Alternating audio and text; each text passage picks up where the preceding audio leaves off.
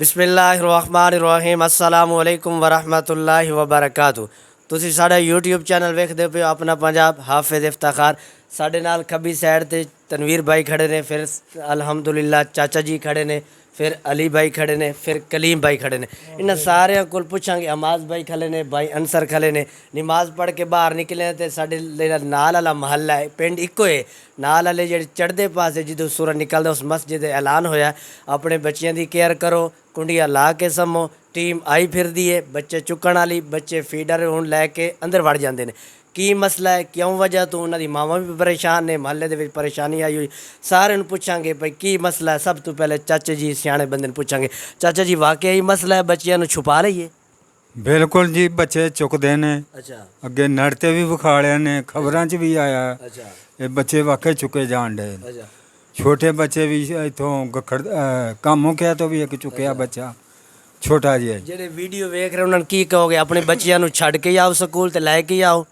बिल्कुल जी, अपने बच्चों की हिफाजत करन, बकायदा सुबह लैके जान ते छुट्टी के टाइम फिर लैके आउन उन्होंने। जो डिग्रियां दे खातिर बच्चे की जान गवा बई है, मतलब बच्चे की पूरी केयर करनी चाहिए। हाँ जी, पूरी केयर बाकी करनी भाई चाहिए। अंसर तुसी की कहना चाहोगे? वाकया टीमां आईयां फिरदियां ने? बिल्कुल ऐसे सुनना चाहे भी टीमां आईयां हुई ने पाकिस्तान दे विच, लेकिन ये भी हर इंसान नूं चाहे मर्द है या औरत है अपने बच्चे का ख्याल रखना। खास कर बच्चियां या सियाणे नूं भी लै जांदे ने, भाई सियाणा काम करेगा जाके। ये तो फिलहाल सुनना चाहिए होंदा भी बच्चा को 7-8 साल तो ठां दी उम्र दा जेह्ड़ा ना एह्दे ते ज़्यादा हमला होंदे तोड़े दे विच छेती पै जे। तोड़े दे विच छेती यानी कि उन्हां दी पकड़ च जेह्ड़ा छेती आ जाए आसानी दे नाल।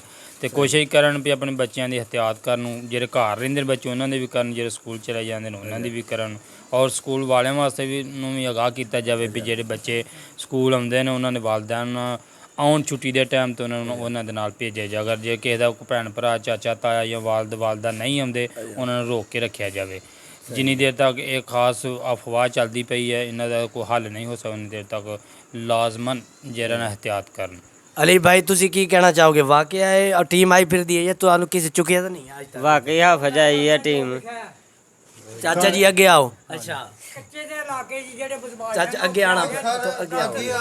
अच्छा अगे ਕੱਚੇ ਦੇ ਇਲਾਕਾ ਜਿਹੜਾ ਸੀ ਨਾ चाचा जी आए ने उधर। ਪੰਜਾਬ ਜਾ ਹੈ ਜਿਹੜੇ ਬੱਚੇ ਚੁੱਕੜੇ ਆ ਲੋਕਾਂ ਦੇ। अच्छा ਆਹੋ ते सानू पूरी केयर करनी चाहिए बच्चियां दी। ਕੇਅਰ ਕਰਨੀ ਚਾਹੀਦੀ ਹੈ ਬੱਚਿਆਂ ਦੀ। सही है। तनवीर भाई ਨੂੰ ਪੁੱਛਾਂਗੇ ਜਿਹੜੇ ਸਾਡੇ दूसरे नंबर ਤੇ ਆ ਰਹੇ ਨੇ ਸਿਆਣਿਆਂ 'ਚ। तनवीर भाई की कहना चाहोगे? वाकया चाचा चो जे कह 500 बंदा टीम आई है ਜਿਹੜਾ ਸਿੰਧ ਦੇ ਵਿੱਚ ਸੈਲਾਬ ਆਇਆ, ਜਿਹੜੇ ਬਚ ਗਏ ਨੇ ਹੁਣ ਬੱਚਿਆਂ ਨੂੰ ਚੁੱਕਣ ਤੇ ਹੋ ਗਏ। ਵਾਕਿਆ ਇੰਜ ਹੀ ਗੱਲ ਹੈ? हाँ बिल्कुल इंज ही गल है ਤੇ जी ਤੁਸੀਂ ਬੀੜੇ ਖੁੱਲੇ ਛੱਡੇ ਨੇ, ਇਹਦਾ ਕੀ ਮਤਲਬ ਹੈ? सर। ਵੇਖ ਲਓ ਜੀ ਨਾਜ਼ਰੀਨ, ਕੋਈ ਕਹਿ ਰਿਹਾ ਬੀੜੇ ਇਸ ਵਾਸਤੇ ਖੁੱਲੇ ਛੱਡੇ ਨੇ ਭਾਈ ਮੈਨੂੰ ਪਹਿਲਵਾਨ ਕਹਿ ਕੇ ਮੇਰੇ ਬੱਚੇ ਛੱਡ ਦੇ। ਲਿਹਾਜ਼ਾ ਅਸੀਂ ਸਾਰੇ ਭਾਈਆਂ ਦਾ ਇੰਟਰਵਿਊ ਲਿਆ, ਸਾਰੇ ਨੇ ਇੱਕ ਹੀ ਗੱਲ ਕੀਤੀ ਹੈ, ਆਪਣੇ ਬੱਚਿਆਂ ਦੀ ਕੇਅਰ ਕਰੋ, ਆਪਣੇ ਬੱਚਿਆਂ ਦੀ ਸੇਫਟੀ ਕਰੋ, ਆਪਣੇ ਬੱਚਿਆਂ ਨੂੰ ਨਾ ਰੱਖੋ, ਆਪਣੇ ਬੱਚਿਆਂ ਨੂੰ खुद छड़ के जाओ, अपना भी ख्याल रखो। असी मिसाल के तौर बाज़ औक़ात कहने मेरा बच्चा सियाना है, मोटरसाइकिल चला लेंदा है, असी रोइयां दी प्याली या इस तरह की मिसाल के तौर, क्योंकि हुण बाजरे की मौसम है, कमान की मौसम है, आदमी मिसाल नज़र नहीं आता, वो अंदरों अंदर कम पा के लै जान, गुरदा कट के लै जान, दिल कट के लै जान, फिर असी देखते रहिए साड़ा बच्चा आएगा शाम लभना ही नहीं। असी यही कहना चाहांगे जितनी केयर हो सकती है करो, जितनी अपने बच्चे की सेफ्टी हो सकती करो। अगर साड़ी बनाई हुई वीडियो चंगी लगी है, तो पैगाम चंगा लगे साड़ा, तो साढ़े चैनल सब सब्सक्राइब करो। इंशाल्लाह असी नवी वीडियो हाज़र होवांगे। अल्लाह हाफ़िज़।